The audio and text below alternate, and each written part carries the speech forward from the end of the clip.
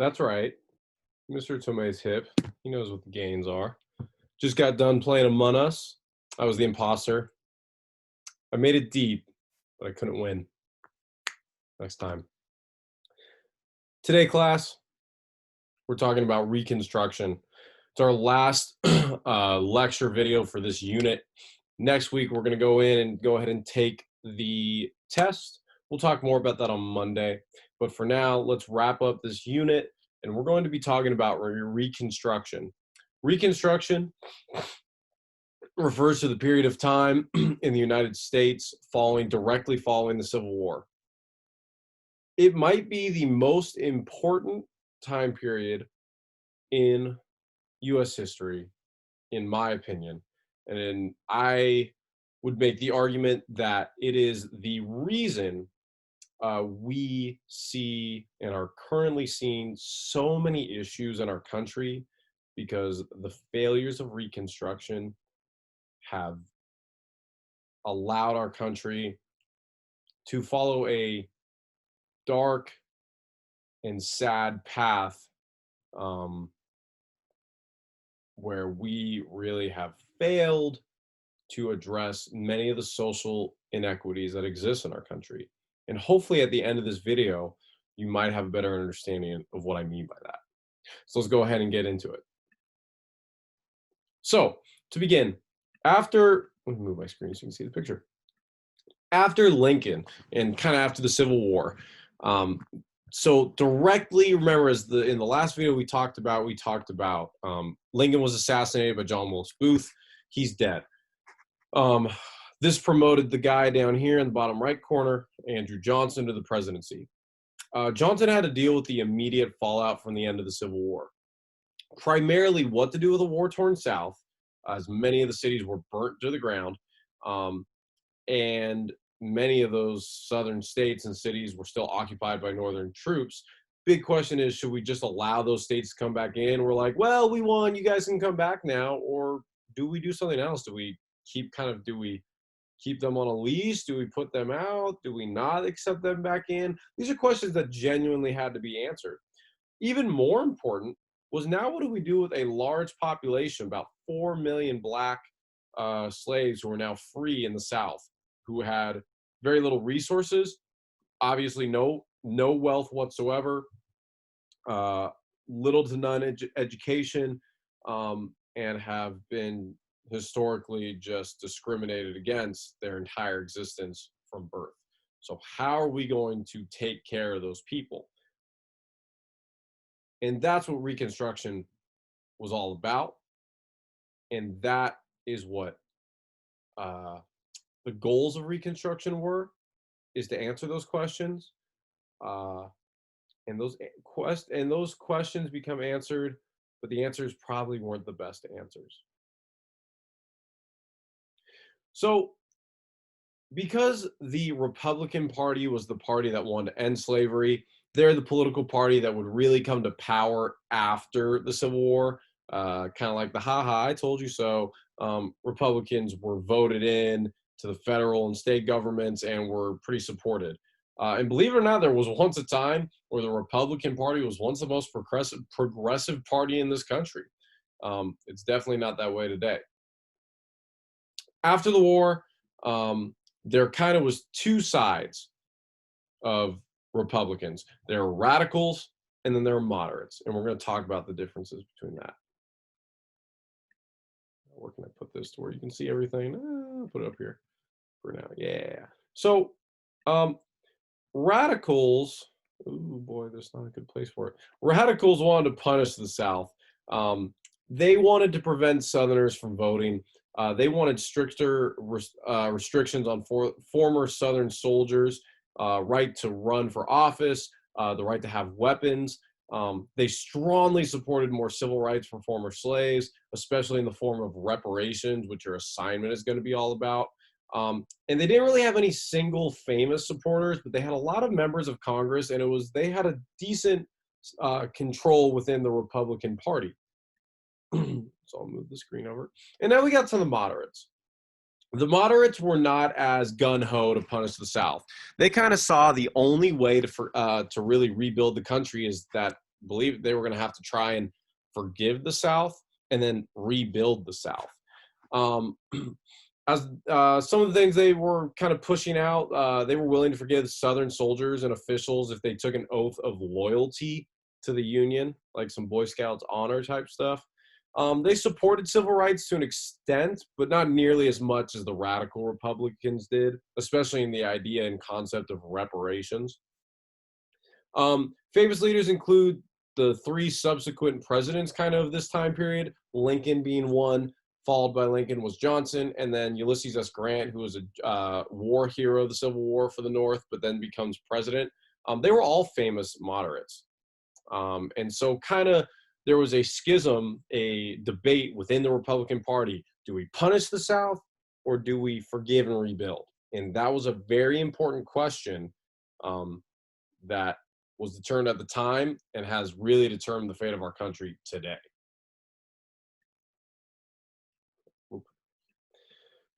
So, inevitably, the moderate Republicans went out.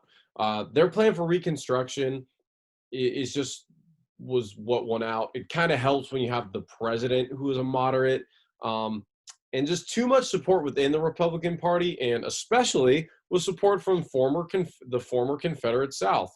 So the radicals were really kind of the minority group because obviously, if you were a Southern person and you lost this war, you weren't going to side with the radicals. You were going to side with the moderates because the moderates were offering you forgiveness and a chance at peace, and you were going to take the oath and swear you weren't going to ever be racist again and all these things. And obviously, that isn't true. Uh, it's kind of the whole concept. When you fall off the boat, you just find the first thing that you can float on. And that's kind of what the South did. And the moderate Republicans were the people that they could float on.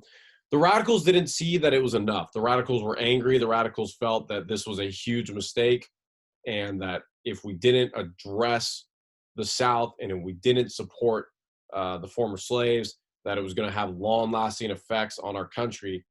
Hint, they were right. It got so heated that even within the Republican Party, Andrew Johnson, top right, he was the first president to ever be impeached. Fun little fact for you. And then the guy who followed him, Ulysses S. Grant, he was a respected and great war leader, but again, was a moderate Republican, and he wasn't really that good of a president or politician. His presidency is kind of most remembered for the corruption that existed kind of with the people around him. And he just was, not a great leader in terms of political leader. While the moderates won out, there were some um, uh, things that happened that were good for our country during this time period and have helped and have made a difference and a change in the world we're living in. So we have the three civil rights amendments that came about, the 13th, 14th, and 15th. You'll often hear people talk about these three amendments as the kind of like Reconstruction, civil rights kind of amendments. And so the 13th Amendment formally banned slavery of any kind in the US.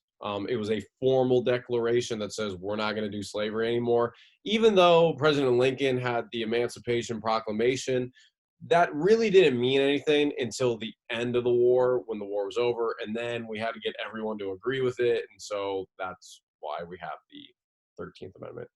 The 14th Amendment grants citizenship to all persons born or naturalized in the United States. This included former slaves, and it guaranteed all citizens equal protection of the laws. The idea if you were born in this country, you are a citizen. And that's very important that you shouldn't, regardless of skin color, your gender, even though it's not really specified, things of that nature. If you're born here, you are protected equally by the laws. We get another amendment later, the civil, and with some passing laws like the Civil Rights Act, which really kind of talks specifically about protecting people, about race, gender, etc. But for now, this really moved the needle forward. And then the 15th Amendment, we gave Black men the right to vote. Remember, women don't have the right to vote yet. You're still about 50 years away at this point. But Black men, you got a right to vote. So that was very important. Okay. But as we're going to talk about, the good old South did a uh, very good job of really making things hard and life hard for the newly freed Black Americans. This is where we get to black codes. And this is kind of a part of the ugly legacy of Reconstruction. Because the South wasn't punished, and because Southern former officials, a lot of times former slave owners, were able to run for office in government, while they could no longer do slavery, they enacted a significant amount of legislation and laws in the South that made life extremely difficult for blacks. Um, and so this was kind of referred to as black codes. It was pretty much, you know, there were laws for kind of white people, and then there were a specific set of laws for blacks. And these were laws that varied from state to state, county to county. They were all a little different, but they all were about making life harder for blacks. And this included suppressing blacks and preventing their ability to vote. Kind of the concept of like, hey, you have to be able to have a birth certificate or an ID, or you have to be able to pass a basic test to be able to vote. All of things that disenfranchise and uh, affect black voters more, especially in this time, more than white voters. Suppressing how much they were paid. Pretty much, you got a large group of now free slave or now free black people were slaves, but all they ever done their whole life was usually, for the overwhelming majority, was work on the farms. And so these people were skilled farm workers, and that's kind of the type of jobs they would go get after the once they became free. But all the landowners were still the white slavery owning plantation people. So they just got all together and they made an agreement. Hey, we're just going to keep wages down. We're going to keep all these things down to make sure the black individual stays down. And probably one of the most big and noticeable forms of black codes was segregation. The idea that whites and blacks can't use the same bathrooms, can't use the same water fountains, can't go to the same restaurants. And these were specifically written in the laws in the South, and they continued on through the 50s and the 60s. And there were some schools even in the deep South that didn't become unsegregated until the 1980s. Right, there are people alive today that went to school and could probably tell you about it. They went to segregated schools, and that's kind of crazy to think about. um Beyond kind of these explicit things, obviously, the role of the police, who originally were designed as slave catchers, their role was only amplified as mainly a way to primarily, especially in the South, keep black individuals down and black citizens. This goes for petty reasons for arresting individuals.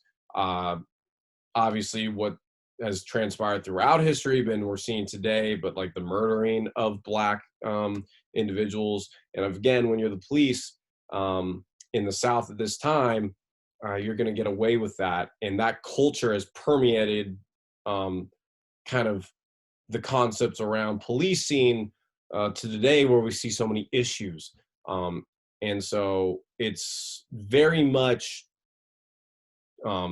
it's very much this deep connection we can make throughout this long period of time, from what happened with the origination of the black codes to what we're living in 2020.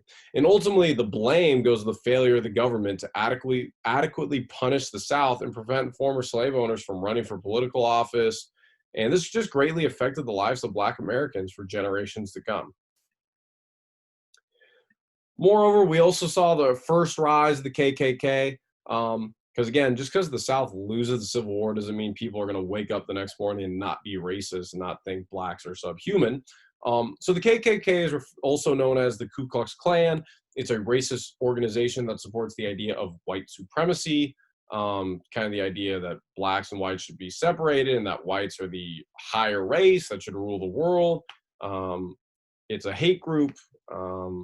And Yeah, I mean, it's pretty obvious, the KKK is a horrible group of people. Um, A lot of KKK individuals, uh, they made their ranks in terms of they were political, they held political office. They were law enforcement officers. They were powerful business leaders, owners of banks, owners of other businesses. These are people that were openly back in the day members of the KKK. Um, and while the government did a great job back then to rein in the KKK would live on and make another return in the 1900s, and we still haven't been able to really wipe out the radical white nationalist that exists in this country, and it's still an issue to this day, dealing with the KKK.